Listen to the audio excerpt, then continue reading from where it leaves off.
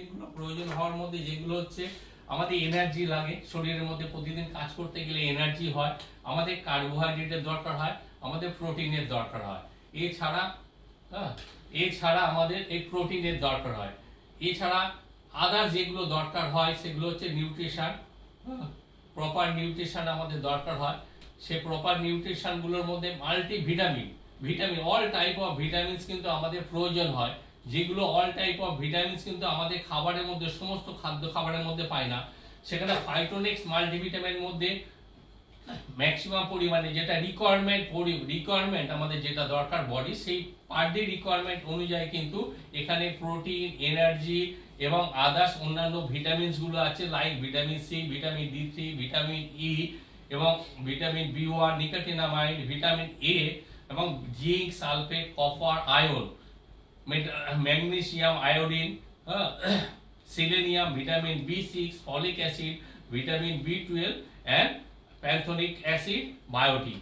এই যে all our vitamins are essential for our immune system, to develop our immune system.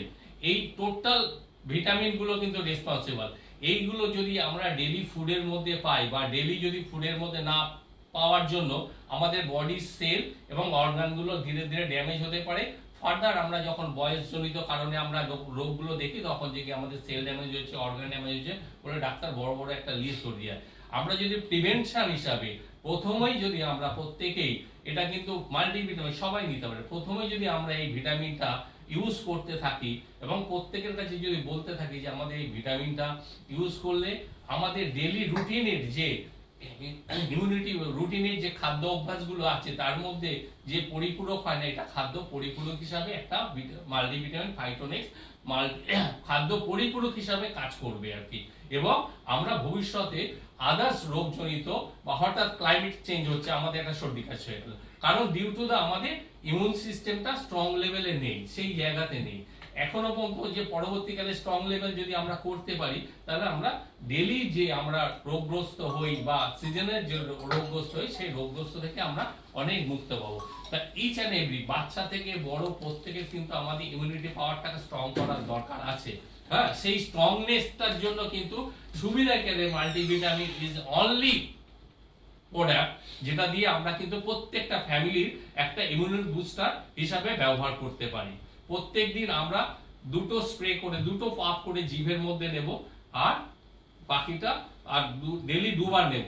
Mainly দিনে daily দুবার নিলেই আমাদের কিছু সাফিসিয়েন্ট হবে। আর একটা মেইন ফ্যাক্টর যেটা হচ্ছে মাল্টিভিটামিনে, যে মাল্টিভিটামিন মার্কেটে প্রচুর বলে হোয়াই সুবিধা কি আরে মাল্টিভিটামিন ফাইটোনেক্স, এটা সবার মধ্যে প্রশ্ন আসতে পারে কেন মার্কেটে তো বহু প্রিপারেশন আছে মাল্টিভিটামিনে, আমরা সেগুলো ব্যবহার করব, কেন সেগুলো ব্যবহার করব না, আর কেন ফাইটোনেক্স সুবিধা কেটে মাল্টিভিটামিন ব্যবহার করব, তারও কারণ আছে। কারণ মাল্টিভিটামিন যেটা আমাদের মার্কেটে অ্যাভেলেবল আছে, দ্যাট ইজ সিরাপ ফর্মে আছে, ক্যাপসুল ফর্মে আছে এবং ট্যাবলেট ফর্মে আছে। সমস্ত সময় আমাদের কিন্তু বডি আমাদের এমনি আমরা পোর ইমিউনিটি নিয়ে আমরা কিন্তু আমরা লাইফস্টাইল মেনটেন করছি।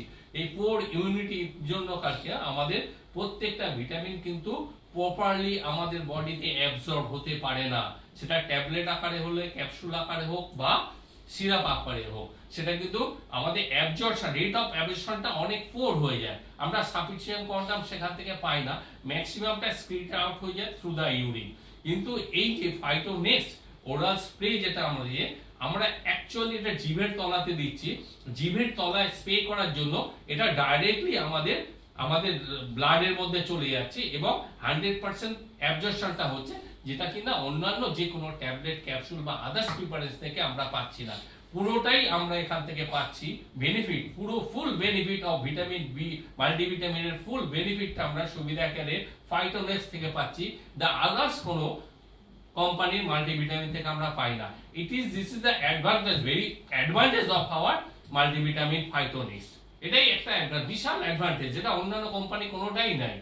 সো আমরা প্রত্যেকেই এখন আজ থেকে ফাইটোনেক্স মাল্টিভিটামিন ব্যবহার করতে শুরু করে দেবো, প্রত্যেকের ফ্যামিলি এবং প্রত্যেকে এটাকে আমরা প্রত্যেকে ম্যান টু ম্যান ব্যবহার করার জন্য আমরা বলবো সবাইকে। ওকে, নেক্সট।